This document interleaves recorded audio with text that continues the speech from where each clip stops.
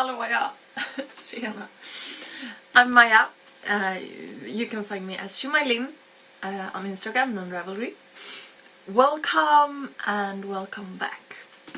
There is a group on Ravelry. It's called sjomajlin group. Hop on over there if you want to. I've got allergies. I woke up this morning and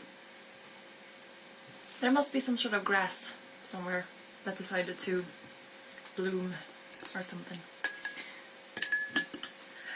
Look at my confectionery pullover! Yay! Let me turn you around so that I can stand up and show you! Yay!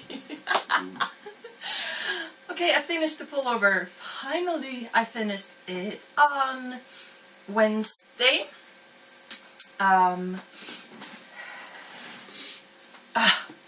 You have to excuse my nose today. It's many pearl stitches and the lace yoke, and I'm in love. I'm totally in love. The sleeves in the pattern, it's the confectionery pullover by Corinna Ferguson. You can find it on Ravelry. I don't know if you can purchase it through Ravelry. I believe it would be a paid for pattern because I got it in a magazine, Knitsing magazine. And in the pattern, the sleeves were sort of 3/4 length, but I wanted to make them longer, so I actually started the ribbing way earlier.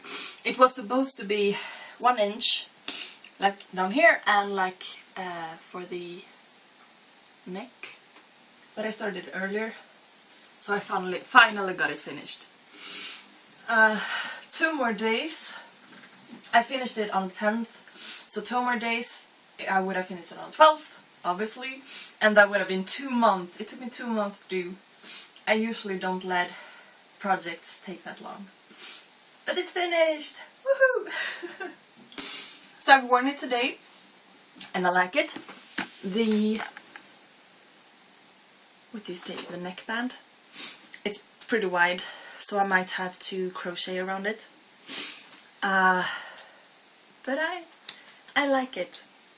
I think it was a good call to start the ribbing earlier, because you can see that between these columns of twisted knit, the decreases are. So you can see that they line up, or not line up, but they meet here in the rib. So had I done the pattern longer and just the short rib on the sleeves, they would have become one. And I don't know. I'm happy the way it is. Yay! In the Ravelry group, there is a questions thread, and a lady, I do not remember your name, sorry. A lady asked me some questions. First, she wanted me to talk more about Sweden, and I will. I think it's kind of hard to just, say something, because probably the things that I don't spontaneously think about, that are so natural or so everyday, are probably sort of the most interesting things to hear. But I'm thinking I'll try to talk a little bit more about Sweden as I talk about stuff. And please ask questions if there's anything like more specifically you want to know, either if it's about Sweden or if it's about something else. She also asked if my mother taught me how to knit and how old I am. So for the short and easy answer, yes she did. No, for the short and easy answer, sorry, I just need to put my foot up. For the short and easy answer, I'm 28. 80s kid! And today I actually got applauded for that. I was at elderly care center or home sang, and there was this awesomely cute lady who just like threw compliments at me, and I sucked them all up. And then she asked how old I was, so I answered her, and she applauded! And for the other question, yeah, my mom taught him how to knit. So I'll tell you that story. So this, I don't know how long it will get, because I might talk about a lot of stuff. My mom taught me how to knit. My mom, she's crafty. She used to be very crafty when me and my brother were small, were little. Mom told me, okay. We used to sew a lot on the sewing machine, and Mom told me just a couple of years ago that when I was 4, I actually made a skirt for my favorite doll on the sewing machine. I sat on my mom's lap, and she helped me, but she says that it was actually me who made the skirt, who sewed it on the sewing machine. So I don't remember her teaching me how to knit. I don't remember learning it, but I do remember that I did knit when I was, I don't know, like 5 or something. Just the knit stitches, so like making scarves or like blankets for my dolls or so. So I did that, and then I picked up sewing a little bit more. I do know that when we had like graduation in 4th year of school, that's when you are 10. For graduation, I had made a pair of shorts myself that I wore, and in 6th year, 1 year 12, I had made a pretty fancy, like figure-fitting dress that I wore to a school party. So I was a crafty kid, and I liked sewing. That was what I liked the most, I suppose. And then I also crocheted. So for my sort of early teen years, I crocheted a lot. And I know that by then I could do the purl stitch as well. Don't remember learning it. I do remember that it was very fiddly first, or when I learned it. I don't remember learning it, but I remember thinking that it was fiddly. In school, here in Sweden, we have crafts on, or at least when I went to school, we had crafts on the like mandatory. So we have the textile craft, like sewing and, well, mostly sewing, but also knitting and crocheting. And then we have like wood crafts and metal, wood and metal. And I never liked the sewing or the textile crafts. I never got along with the teachers I had, and now when I'm looking back with my sort of adult eyes or grown-up eyes, I can see that the teachers that I had for sewing or for textile crafts, they did not like that I already knew. Excuse me. Because I knew I knew pretty much what I was doing, and they couldn't take that. And they gave me a hard time, actually. So, but I loved the wood crafts. So I did tend to choose that when you could choose. So in 7th year, for example, you had to take 1 semester of textile and 1 semester of wood.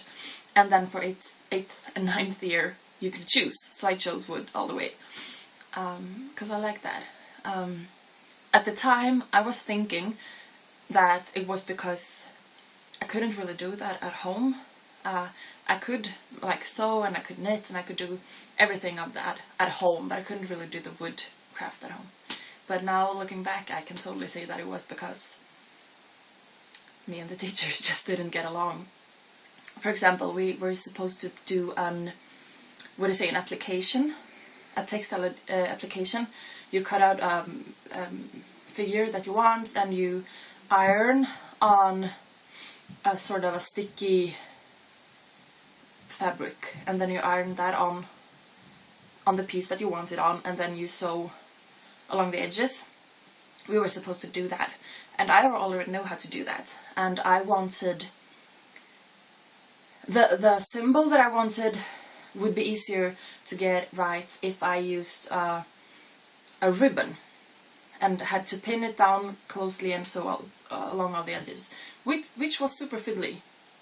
But it would make for a better result. So I asked the teacher, hey, I want this, and I'm thinking this is the best method to get it done, because I already know this, and I think that this method would be like the better one. And she was like, okay. She was super bitchy about it.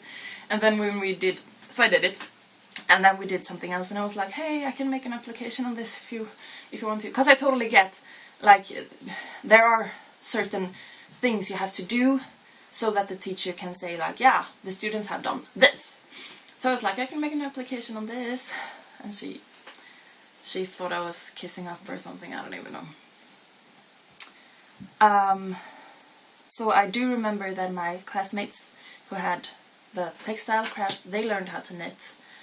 Then they did mittens and stuff in school, but I never did that. So I didn't knit a lot when I was younger. I sewed.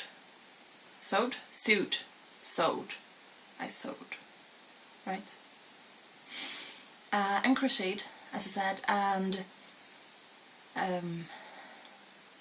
between, say, 15 and 20, yeah, I sewed some back then too, but I also did like the metal wires, and you can sort of braid, not braid, but you can sort of twine them together and make baskets and stuff. I made quite a lot of that. But then when I was 20, I started knitting. So I asked my mom, okay, I hate to be cold, and my feet are pretty much always freezing. So I thought, hey, I'm gonna learn how to knit socks, like thick woolen socks. So I asked my mom, and she gave me a pattern, like a super basic pattern from a magazine, for a basic heel flap and gusset sock, and I went straight ahead and just did it. The first pair of socks that I made, I had to make 3 socks, because the actual first sock, I got it all right. The heel flap, gusset, everything, sure, it was tricky, but I got it right. I did it. But over the foot, the length of the foot, it was very cone-shaped, because something happened with my gauge as I, got a hang of it. So I couldn't use that, but I had to make another pair for my first pair. And actually, I do remember knitting on those socks on the train. You do not see people knitting in public every day here where I live, but for me it was super natural. Of course I'm gonna knit on the train. What's there to talk about? Just making my tea, excuse me. So actually the first project that I ever did were a pair of socks, heel flap and gusset socks, and I also did knit in public. And I'm super happy I did the heel flap gusset sock, or heel, because I learned it way before I understood that it's supposedly difficult. On the other hand, I got hung up on mittens. I thought that the thumb would, or fingers for that matter, supposedly should be super hard to do.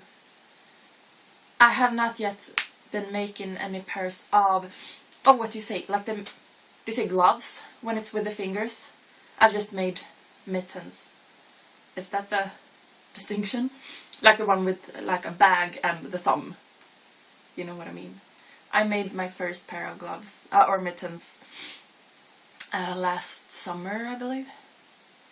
Because the idea had gotten into my head that it's supposed to be super hard. But it wasn't. So I suppose the finger gloves are not that hard either. I suppose they're a bit fiddly, but I don't think that they're hard, but I haven't gotten around to it yet. Oh, that was super shiny. Sorry. Yeah. So I learned, my mom showed me and she taught me, because when I picked it up again when I was 20, I knew the basics, but I didn't really have the skill. So she showed me a lot, but then most of the things I've learned using YouTube, honestly. If there's something I don't know how to do, I just search for it and I watch a video and it's like, ah, okay. And also a lot of, well, I've started to knit in English, or knit from English patterns. And that, I mean, that was a step to take. And then sometime, like the first time I came across SSK. So I looked it up in the abbreviation, slip, slip, knit, and I was like, okay, but like which way, so I YouTubed it, and then, no problem. But you have to take the step, right? Yeah, so when I first started knitting, as I said, I made socks, and I did not really challenge myself very much after that. I made socks. I made a lot of socks for me. I made some socks for as gifts for friends or for the family. And the socks that I knit a couple of weeks ago, I told you about that I will be sending those to a charity. I knit socks for that charity back then as well. And I made a lot of baby sweaters to that charity. Super simple. You just cast on the knit, like for the front, cast on for the sleeves, knit a bit up, make a hole, like a big buttonhole pretty much, and knit, so that's for the head, of course. So you knit somewhere, then you bind off for the sleeves, and then you knit like down the back. So you knit pretty much a plus sign, and then you fold it up and just seam the underarm and side seam. So it's super simple. Probably not the best fit ever, but yeah. So I made loads of those sweaters. Back then, as I said, I didn't feel the need to challenge myself. I just sort of wanted the meditation or the calmness of letting the hands do something. So it was 3 years ago, not very long ago, that I started to be like challenge myself a bit more. So I started to knitting sweaters for myself, and not just the plain vanilla sock, but trying some other stuff. So in a way, I've been knitting since I was 5. In a way, I've been knitting since I was 20, and in a way, I've been knitting for just a couple of years. I did crochet a lot. Like before I started to knit harder stuff, I did crochet, like amigurumis and figures, and like stuffies. And first I followed the patterns exactly, and then I started making adjustments, and then I decided I could make stuff up myself. Let me just find a picture. There is a project, or has been a project here in Sweden, for kids with heart problem. So a lot of people have crocheted cats to send to them, or to the hospital, so they can give it to them for like a friend, like encouragement. And so you put a heart on it with a scar or stitches. But then there was a side project to that, that you were supposed to, or you could, if you wanted to, make other, well, whatever really, for the brothers or sisters of the child, the heart children. So I decided to I made a lot of those for a while. So I did this. Can I show you, or not just show you my huge window? So it's a rabbit, obviously. And the thing was that the brother or sister stuffies or snugglies would also have a heart, but it would be without stitches. So the sort of body is a granny square, as you can see, and then there is a head and arms and ears and things like that. I made this up, or I had seen the general idea of making a granny square to make a snuggle friend. But they actually rabbit or bunny. I had the idea and I made it, and then when I was done, it just struck me. It hit me like this turned out exactly how I wanted it to be, how I wanted it to be. I did not have any pattern or description on how to make it. I made it up all myself in my head, and it turned out exactly the way I wanted it to be. And that, I can remember that feeling. It was an awesome feeling. So I've done some crochet, and then a couple of years ago I crocheted a huge blanket. Okay, let me see if I can find a picture of that as well. I crocheted squares, 260 squares or something, and it took me 9 months and 400 something hours. And it's huge, and it's super heavy, and I'm trying to talk at the same time as I'm searching for it in my archive. There it is.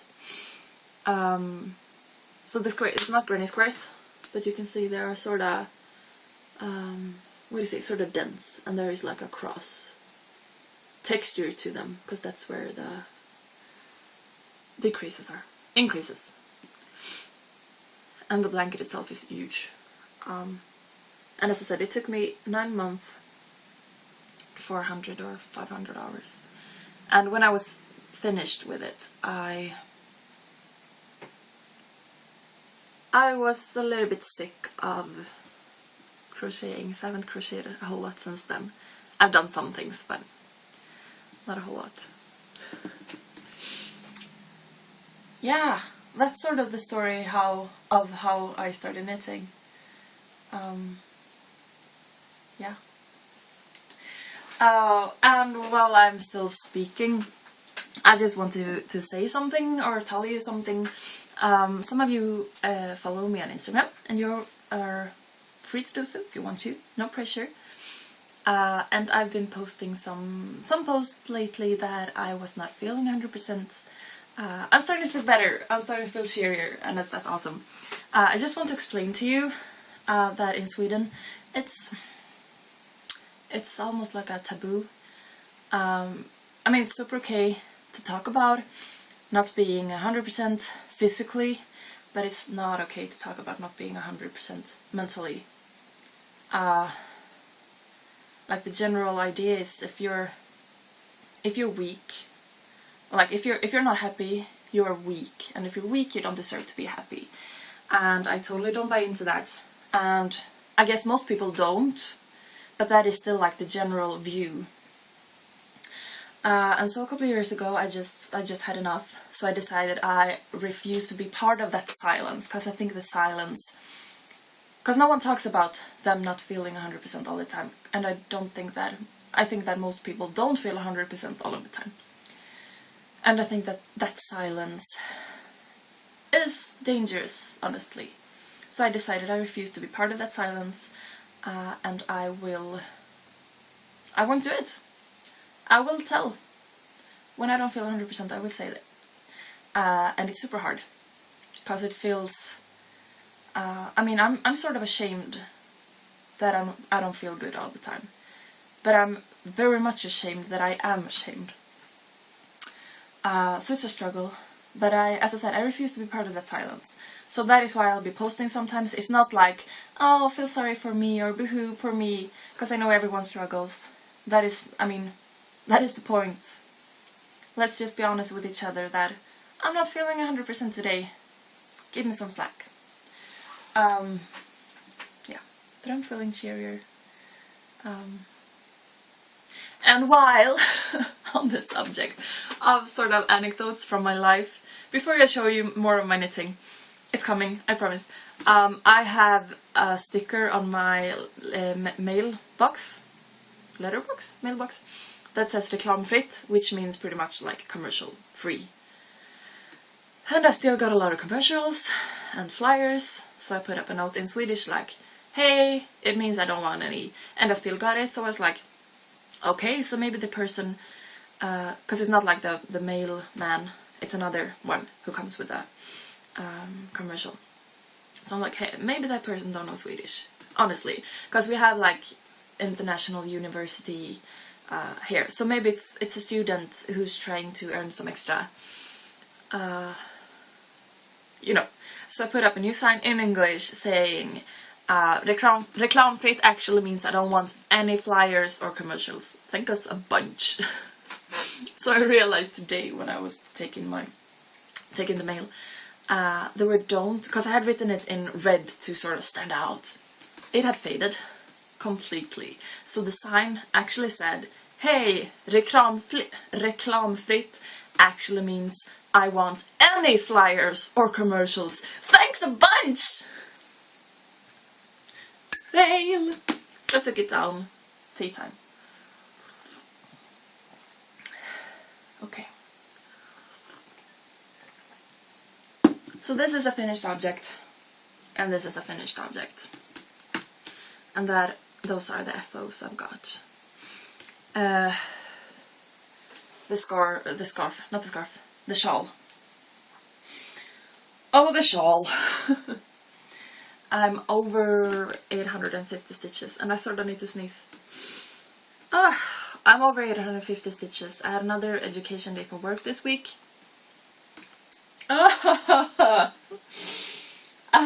Excuse me. Allergies. So I knit on it, and it's getting big. The center is there, so if I hold it in the center and I stretch it, it's, well, you can see. If I hold the center at like my center, it's pretty much my wingspan now. So I still got some yarn in the bowl, and I'm thinking, I mean, I might as well use most of it up because I don't think I will have it for anything else. However, I'm thinking I want some sort of, I want something to happen in the end, right? I want some sort of picot bind off or picot edge to it. And I also want the bind off to be super stretchy, so that it doesn't like scrunch up. Because bind off loosely over maybe 900 stitches is not going to happen. And like a super, like, who is it? Jenny's surprisingly super stretchy bind off. You know what I mean? The one with like yarn over something. It's awesome. But I want some more interest to the edging, so I'll search for some picot, super stretchy picot bind offs. And I won't risk running out of yarn, so I'll probably start it well, sort of soon. I think I've got like 50 grams left. So I got a lot of yarn left, so it's coming along. This as well is, well, as I said, I usually don't let projects take a very long time because I get bored. I usually have maybe 3 projects at a time, and I honestly don't have any UFOs. Okay, that was a lie. I do have a cross stitch UFO. Other than that, none. Never had. Because I was thinking with this shawl, like, yeah, sure, it can be like a long time project, knit on it a little bit here and there, but I get stressed. I get super stressed knowing it's there. I want to have it finished. Just be done with it. And also this sweater took me 2 months. I mean, that is not a long time, really, but it's a long time for me. I don't knit super fast, but I knit a lot, so. But it took so long time. So much. It's all the purling, I suppose. So I usually have, as I said, like 2, 3 or 4 projects, and I work on them. So that shawl, I started on it in April or May, and it's still not finished. I'm trying to be cool about it, but I'm not. I want it done. I want it off my needles. Yeah, so I started. Excuse me, let me just lean over here. So I just started. Yeah, okay. My mind is everywhere. I'm thinking. I've got a lot of plans for socks that I want to make. And I've got a lot of sock yarn. So I'm thinking Socktober all in. All socks, all October. Nothing but socks for October. Maybe bits on the shawl, maybe, I don't know. And well, I might cast on a pair of socks the last days of September. I don't mind. I mean, it's not an issue for me if I start them before. But I didn't want to, when I finished this, I was thinking, what am I gonna do? I didn't want to cast on socks now. So I have a month and a half with just socks, because I'm a bit afraid I'll get bored. So I'm saving that, so I was thinking I want to make something now and hopefully finish it before October so that I can go, as I said, all in October. And that is a bold, very bold idea. So I cast on in the same yarn. I didn't tell you the yarn! It's the same, so I'm telling you now. It's the Sandnes Garn Mini Duet. It's Norwegian. It is 55% cotton and 45% merino. Can you see that? So I've cast on for a cardigan. I'm thinking it will be open. What do you say? Like an open. And maybe close it with a shawl pin. And I'll do raglan. So just, this is how far I got. Hopefully it will be done before October. Otherwise I'll have to make something up. I don't know. The sneeze is coming back. And also did cast on for a new bird. Just, this is how far I got. I tried to do this today when I was studying for the Understanding Video Games class. So I'm reading an article. Let me see what it's called. It's called Playing and Gaming, Reflections and Classifications, and it's long, and it's in like, I don't know the word. I mean, it's not like everyday English, or it's not even like pop culture TV English. It's academic is the word, I suppose. It's hard. It's difficult. So I tried to cast this on at the same time. It's got some increase. I mean, it's not hard. It's super simple. It's the Bluebird of Happiness by, does it say? No, it doesn't. It's a free pattern on Ravelry. If you search for it, you will find it. And it's super easy, and it's super fun, and it's this. I've showed you a couple of them. And it's super easy, really. But there are increases, and there are wrap and turns, and knit two together, and this is case. Not hard, but maybe not something to do at the same time as you're reading an academic article in a language that is not your first language, on a subject that is not a subject you feel very much at home in. So this is how far I got. What else? I think there was something else I wanted to tell you. Maybe not. I'm so stuffed up in my brain. I showed you the sweater. I've showed you my whips. I've talked about how I learned to knit. That's probably it. Feel free to hop on over and join the Ravelry group. As I said, there is a questions thread. Ask questions if you want to. I'll be glad. And sorry, I don't remember your name, you who asked. Of course I will tell you more about Sweden, but as I said, I don't really know what facts to just pick out and tell you. So I'll try to do this like tell a little bit more of about Sweden when I'm talking about like there is craft in schools, things like that. But do feel free to ask more specific questions if you want more specific answers. Otherwise, I will try to tell you more like these general things. And if there's anything else you want to know or questions you've got that you think that I could answer, feel free to ask questions and I will get to them.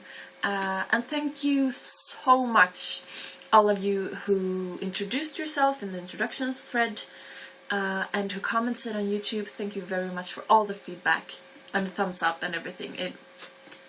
It really, really makes me very happy. And I've got so much love on Instagram lately. And thank you.